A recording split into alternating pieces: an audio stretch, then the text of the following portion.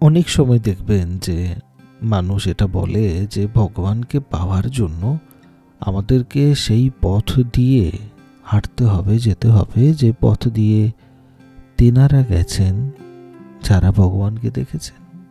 মানে যে মানুষগুলো, যে সাধু, যে সন্তগুলো যে রকমের কষ্ট করেছে, যেরকম করে ভগবানকে পেয়েছে, তোমাকেও সেই রকম করেই পেতে হবে, অন্যান্য কোনো পথ নেই।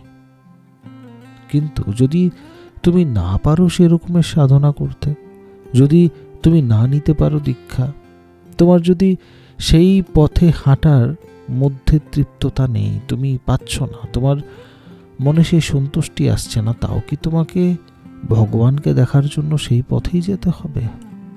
বাবা বলছেন যে প্রত্যেক পথ দিয়েই ভগবানের দর্শন করা যায়,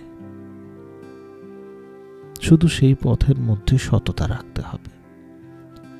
আমি আর ভগবানের মধ্যে যদি দূরত্বটাকে আমি প্রতি মুহূর্তে কম করতে পারি, তাহলে সাধনা না করেও, সাধু না হয়েও আমি ভগবানকে দেখতে পারি, এই বিশ্বাসটি আমার মধ্যে থাকা দরকার। কারণ প্রত্যেক পথে মানুষ ভগবান আর নিজের মধ্যে দূরত্বটাকে কম করারই চেষ্টা করে। আর যখন বিন্দুমাত্র দূরত্ব থাকে না, তখন সে ভগবানকে দেখে নেয়।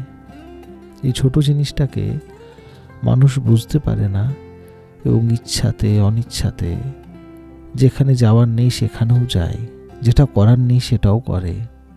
অনেক সময় সেই পথেও সে ভগবানকে দেখতে পায়, কিন্তু মনে একটা প্রশ্ন সবসময় থাকে যে যদি এই পথে আমি যাচ্ছি, সম্পূর্ণ পথ হাঁটতে না পারলাম, তাহলে কি হবে?